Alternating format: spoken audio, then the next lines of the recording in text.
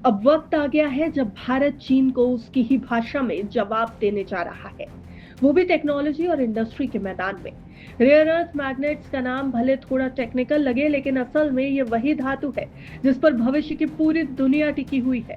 Electric गाड़ियां, mobile phone, missile system, वायु turbine, computer chips, सब इन पर निर्भर है। और आज की तारीख में इस बाजार का बादशाह सिर्फ एक देश है, चीन, जिसके पास दुनिया की करीब 90% प्रोसेसिंग कैपेसिटी है। लेकिन अब भारत मैदान में उतर चुका है। सरकार ने रेयर अर्थ मैग्नेट मैन्युफैक्चरिंग के लिए अपने इंसेंटिव प्रोग्राम को 3 गुना बढ़ाकर 7,000 करोड़ रुपए का करने का फैसला किया है। पहले इस स्कीम का बजट लगभग 2,400 करोड़ रुपए था, लेकिन अब सरकार इसे एक स्ट्रैटेजिक मिशन बना रही है। ये कदम चीन की एकाधिकार नीति को सीधे चुनौती देने जैसा है। भारत का ये कदम चीन को टक्कर देने की तैयारी है। दरअसल चीन ने हाल ही में रेयर अर्थ मिनरल्स पर एक्सपोर्ट कंट्रोल्स लगा दिए, जिससे दुनिया भर की कंपनियों की सप्लाई चेन डगमगा गई।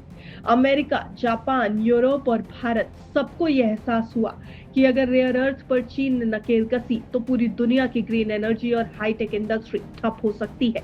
भारत अब इस निर्भरता से बाहर निकलना चाहता है, और यही है इस 7,000 करोड़ रुपए वाले प्लान का असली मकसद। इस योजना के तहत भारत में करीब 5 कंपनियों को रेयर अर्थ मैग्नेट मैन्युफैक्चरिंग के लिए चुना जाएगा।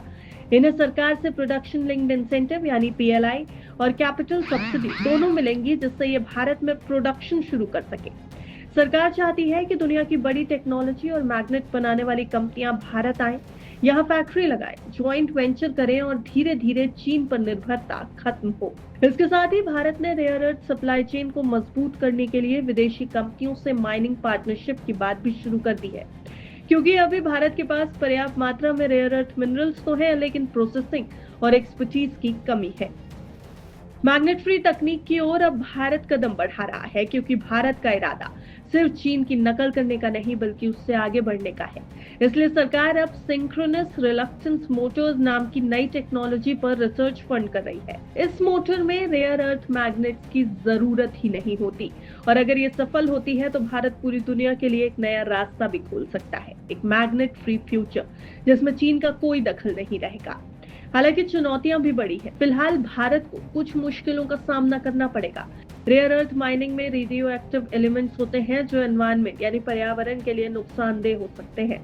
तकनीकी विशेषज्ञता अभी चीन के पास ज्यादा है, भारत उतनी एक्सपर्टीज नहीं रखता, और घरेलू प्रोडक्शन बिना सरकारी सब्सिडी के आर्थिक रूप से फायदे का सौदा नहीं है।